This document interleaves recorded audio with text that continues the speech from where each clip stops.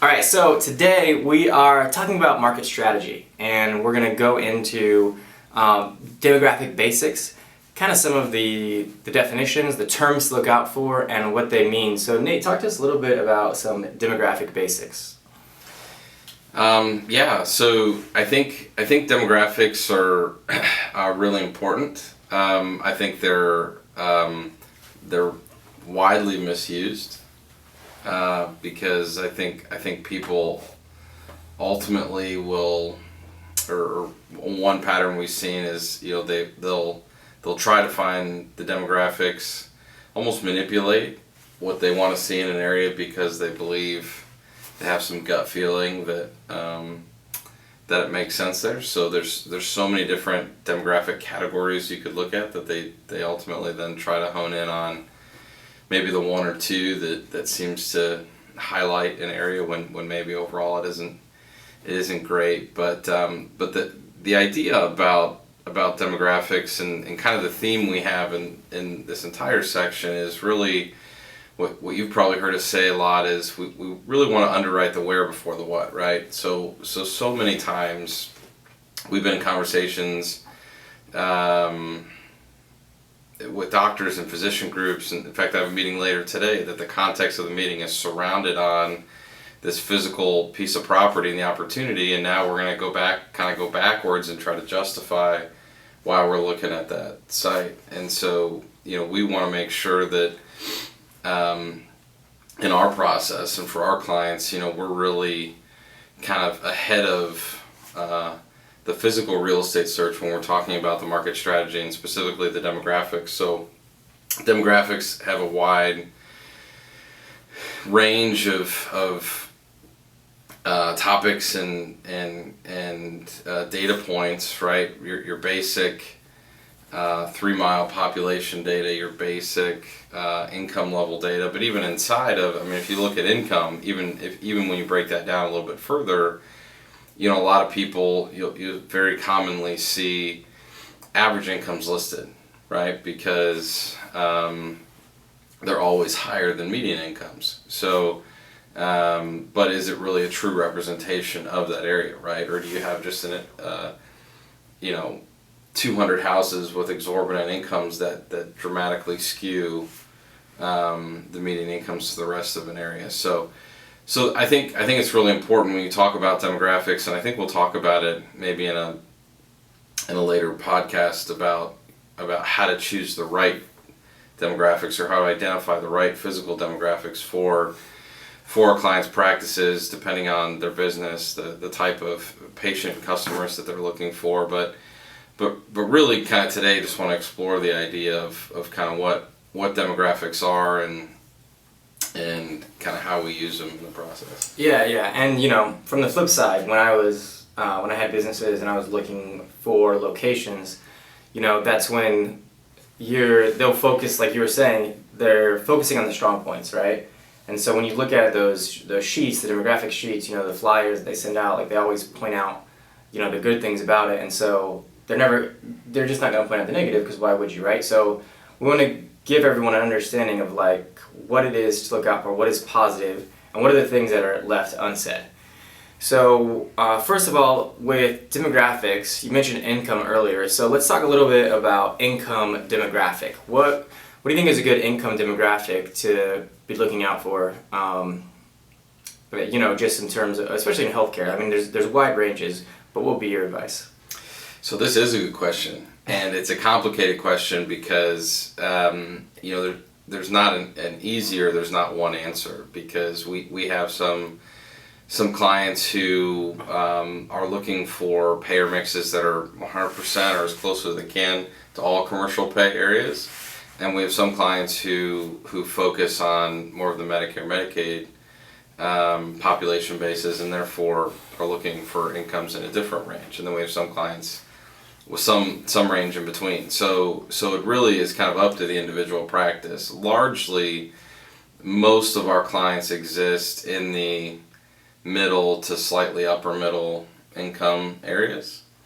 And so, again, usually that's in the 50 to 90,000 median income range. But again, another very important characteristic when thinking about kind of broad level demographics is also understanding that geography plays a huge role in different demographics. So the same $50,000 that might be a median income in where we're sitting in Orlando, Florida, is very different than $50,000 in urban LA. Chicago, LA, San Francisco, Washington, and those are examples where it's maybe worse, and certainly examples where it's better than small communities or rural parts of the Midwest or things like that. So it's also really important. One of the key metrics that we tend to focus on is really evaluating demographics on a relevant basis, right? So we're not, it's difficult to come in to a market or a trade area and say, hey, our established threshold is 30,000 people and 2.5 miles and 60,000 of median income, because that may work great in Columbus, Ohio, and Indianapolis, Indiana, but now we're talking about Topeka, Kansas, and how does that really relate to that specific population base there? So one big thing. So what you're saying, find the median income for your area, and then make sure that you are, probably above it to a certain degree. Yeah, again, if you're looking for, if you're in that 80% of healthcare practices that are targeting primarily the commercial payers. Right, okay. Yeah, so that's important. Set a baseline. So when you're looking at, demographics, you're looking at these sheets, these flyers, determine your location, do your own research, right? So whatever they say for the median income, population density, whatever it is, set a baseline for your particular area, because it might not be as good as they're making it out to sound, right? So that's the first one. Income is such a popular one. I mean, it's what you think about. The second most popular one, I think, would be population density. So what would you look out for when it comes to population density, putting up? Okay. Yeah, so and we'll talk more about this, I think, at a later date when you talk about realistic trade area sizes, because I think one of the challenges largely with population density are that to some degree you can say, oh, I'm going to build this dentist office, chiropractic office, dermatology suite. I'm going to build this office and people are just going to come, right? And so we've seen people say, oh my God, yeah, look at this. In 5 miles, I've got 150,000 people. It's cool. Well, that's great. But for that person who lives 5 miles away, they got to pass like 8 competitors to get to you. So is that a realistic trade area size, right? And think so that's probably one of the key indicators or really key components when you talk about population density, is really just understanding what is a realistic trade area, because to some extent, and people will travel. I mean, for a good physician, for a good practice and good business, people will travel, but the way most sophisticated companies are looking at it now are the close to home centers. How can you roll out locations in town where you've got adequate coverage and a reasonable drive time for a lot of those population sectors. The other interesting thing, I think, when you think about population too, which also makes it a little more difficult, is all these demographics are derived from algorithms based on censuses that happen every 10 years, right? And so there's a large degree of inaccuracy in all of them. So that for 80% of areas, it really doesn't impact it greatly.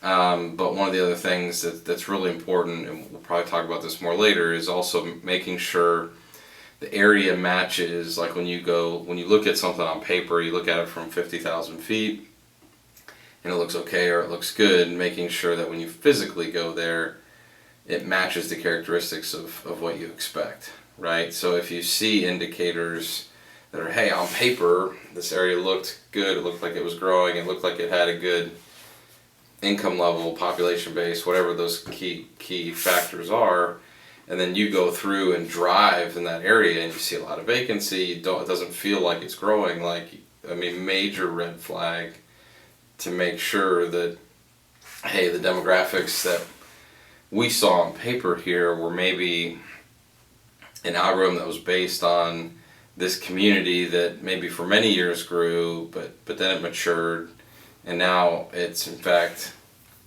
starting to kind of go the other way a little bit. So on paper it still feels viable, but in person it just doesn't. And that's just something you wouldn't know until you physically. Yeah, went there and drove. You can't only do this remote, right? So and then do you have any real world examples? Probably the best example that I have for this is we were hired a few years ago to consult on a location that had opened, maybe had been open for a year, that was really underperforming, and it was in a large metro area. It was just inside of one of the outer belts. They had sent us a lot of their demographic data from prior to executing on that location, and they continue to highlight, hey, the 5 mile demographics, all these are great, and we say, cool, we'll come out there and take a look, and you had a wide range of variables that influence this, but one of the major things were it was a doctor's office that when we got there in person, the tenant next door was a daycare that had a barbed wire fence, and that was interesting.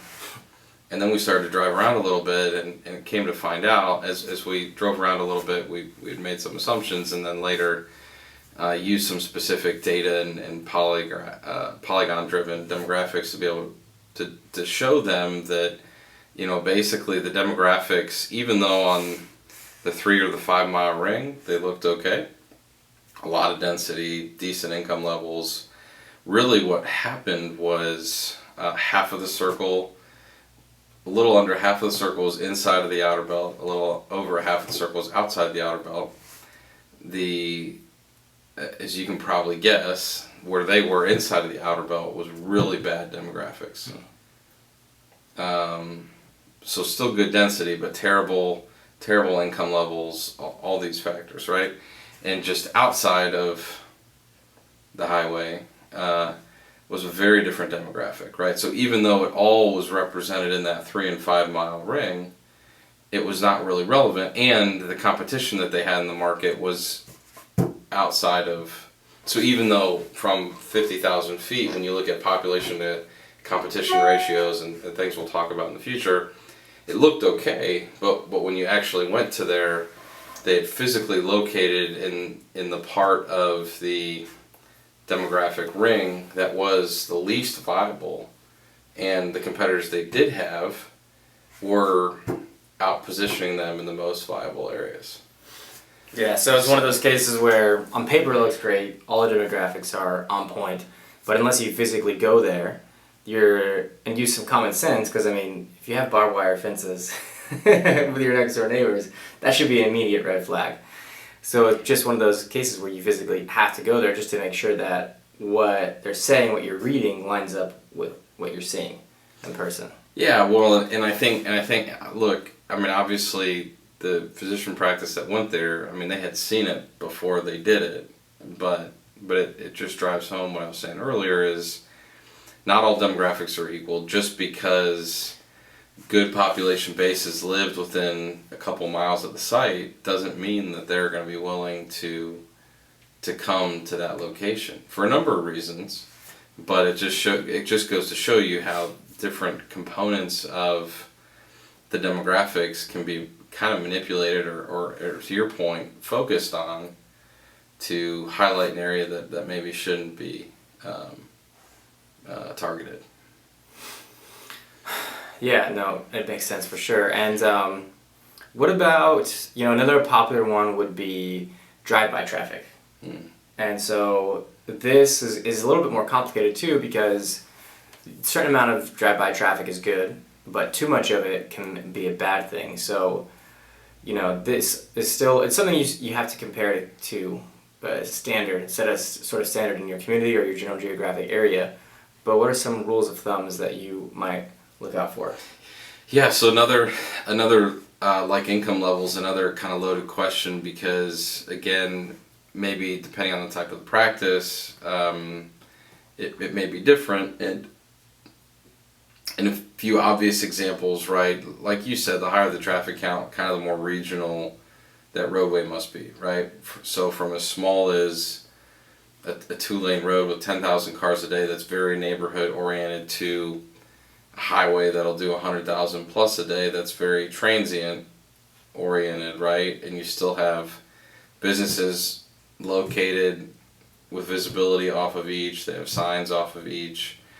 And really trying to understand kind of that spectrum of traffic is really going to gauge, and what you have to line up is making sure that your target audience for that individual practice is the one utilizing that immediate traffic, right? So there's a common phrase in our business, is it drive to or drive through traffic, right? So if I'm a primary care office, dentist office, and my target demographic ring would be 3 miles, say, probably the range of traffic I'm looking for is that 20 to 30,000 cars a day, right? Because anything over than that, usually you're going to be on a roadway where it's very pass-through traffic, right? So even though there might be the opportunity to get on a major road with 50,000 cars a day, the reality is, in a typical,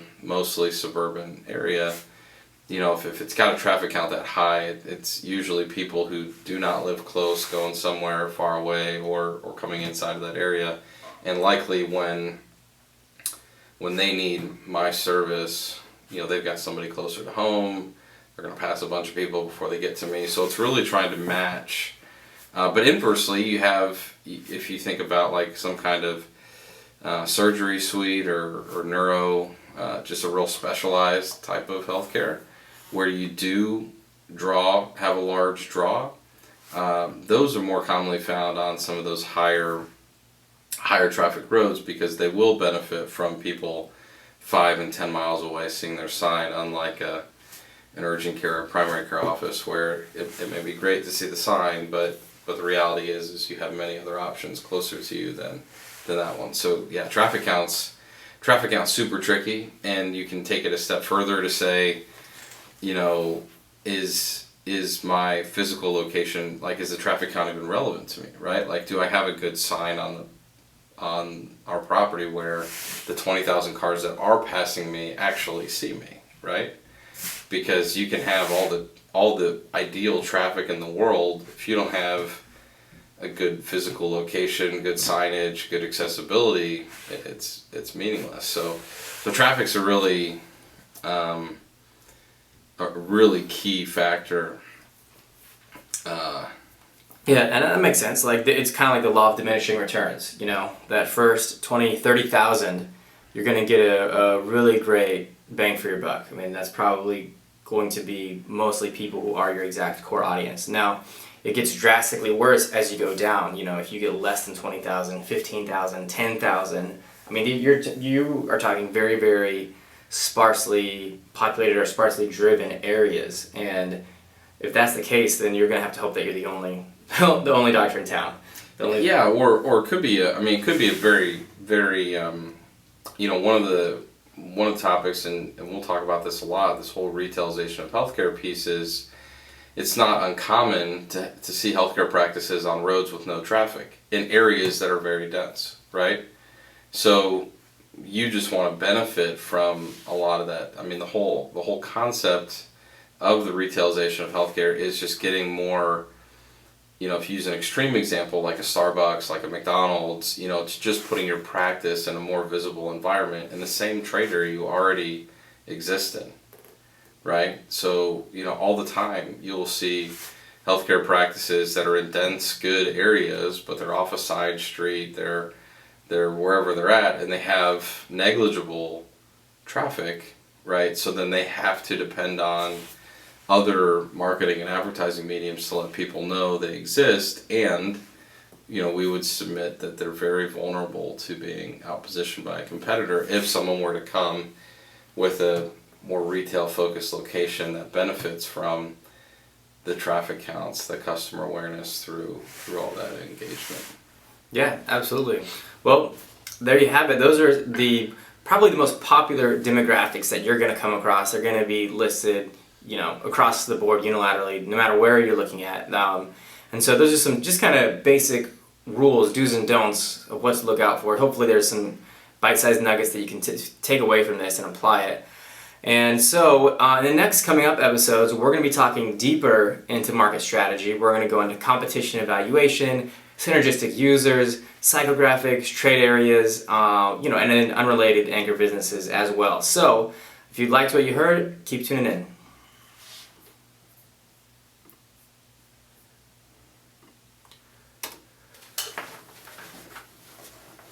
I guess it'd be helpful too to watch some of the